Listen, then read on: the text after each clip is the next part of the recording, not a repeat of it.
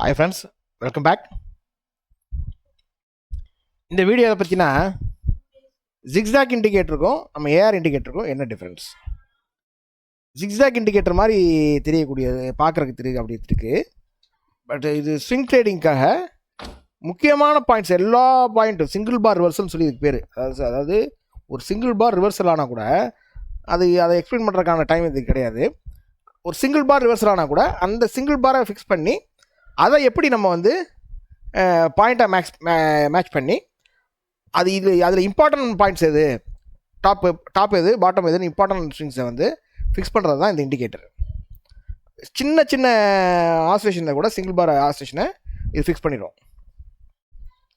அப்போ இதுதான் நம்மளோட இண்டிகேட்டர். சிம்பிளாக முடிச்சுடுவோம், சின்ன வீடியோ தான், டிஃப்ரென்ஸுக்காக இல்லை. இப்போ இது நம்ம இண்டிகேட்டர் என்ன பண்ணுதுன்னா ஆட்டோமேட்டிக்காக என்னன்னா சிங்கிள் அப்படியே வந்து கிளிக் பண்ணிட்டு போயிட்டுப்பேன். ஒவ்வொரு ரிவர்சலையும் கிளிக் பண்ணி, அதாவது ஒவ்வொரு ரிவர்சலையும் ஃபிக்ஸ் பண்ணிக்கிட்டே வரும். ரொம்ப மைன்யூட்டாக சில ஃப்ளாஷ் மட்டும் இருக்குது. அந்த இதை வந்து நம்ம ரிமூவ் பண்ணுறதுக்கு வந்து நம்ம வந்து ட்ரை பண்ணிகிட்ருக்கோம். அது கிளாஸஸ் நம்ம வந்து எடுத்துருவோம். இந்த மாதிரி நேரங்கள்லாம் இப்படி பண்ணிக்கிங்க அப்படி சொல்லி. ஏன்னா அது வந்து ப்ரோக்ராமில் வந்து டஃப்பாக இருக்குது, ப்ரோக்ராமில் அது எழுதுறது வந்து டஃப்பாக இருக்குது. ஓகே, அப்போ இப்போ இதுக்கும் அதுக்கு என்ன டிஃப்ரென்ஸு? இப்போ பாருங்கள், இது வந்து நம்ம ஏஆர் இண்டிகேட்டரு. இப்போ இது ஜிக்ஜாக் கூட ஏதோ ஜிக்ஜாக் எடுத்திருக்கேன். நான் எல்லா ஜிக்ஜாக்கும் எடுத்து அப்ளை பண்ணி பார்த்தேன்.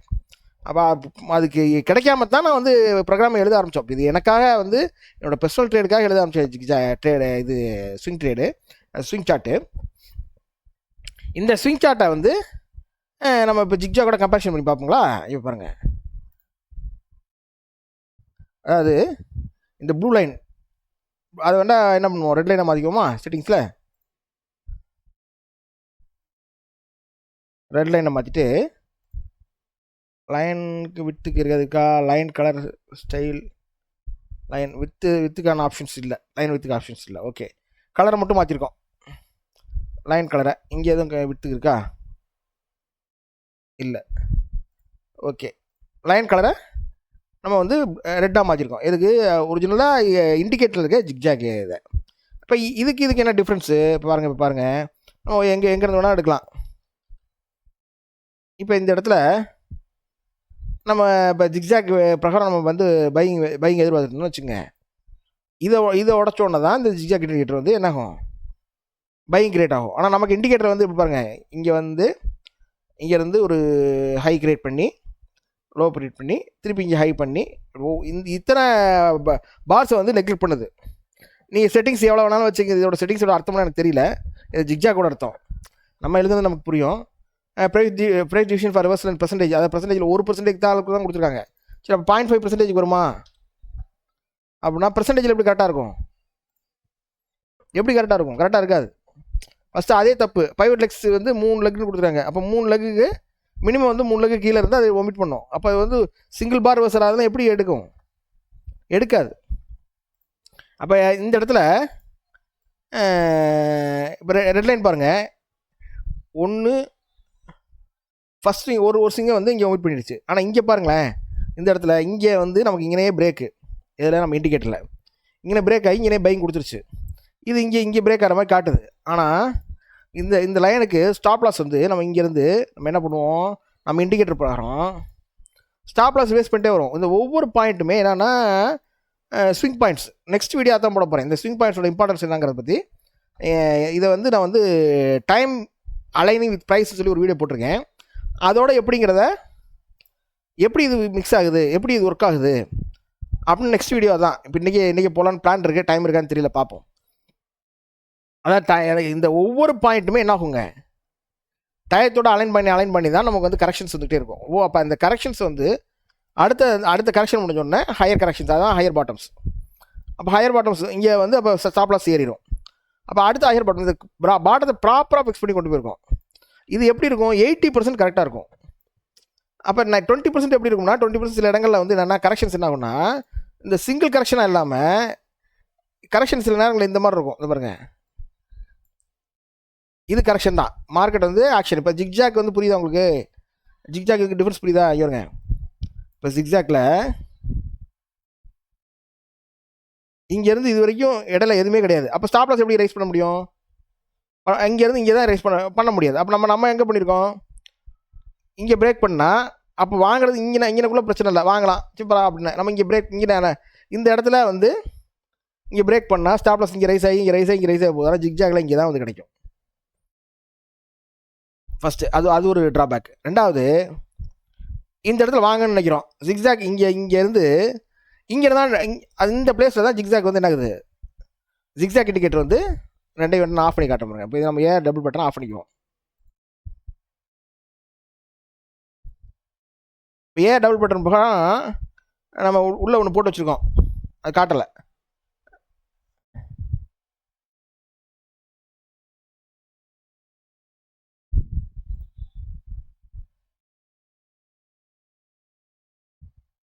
இங்கே ஆரம்பிச்சு இப்போ இந்த லைனை ஒயிட் பண்ணிடுச்சு, இங்கேயும் ஒயிட் பண்ணிடுச்சு.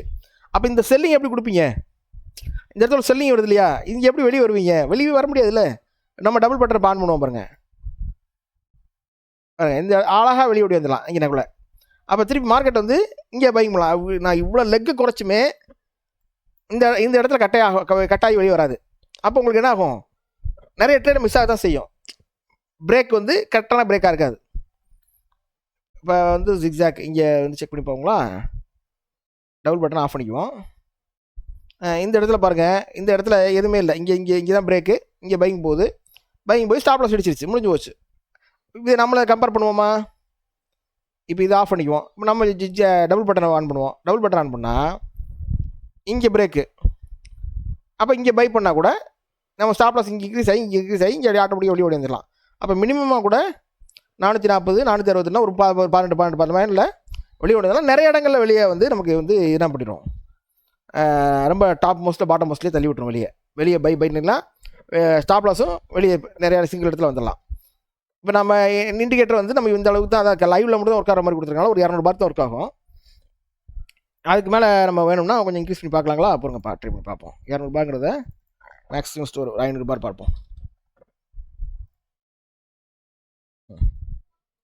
இப்போ இந்த இடத்துல 500 பார் தான் எழுதியிருக்கேன், நான் எழுதுனது எனக்கு தெரியும். இப்போ வந்து இப்போ ஜிக்ஜாக் ஆன் பண்ணிக்குங்களா, இப்போ ஜிக்ஜாக் ஆன் பண்ணிக்குவோம். இவங்க இதுக்கு என்ன டிஃப்ரென்ஸு, ஃபஸ்ட்டு வந்து நம்மளது ஆஃப் பண்ணிக்குவோம்.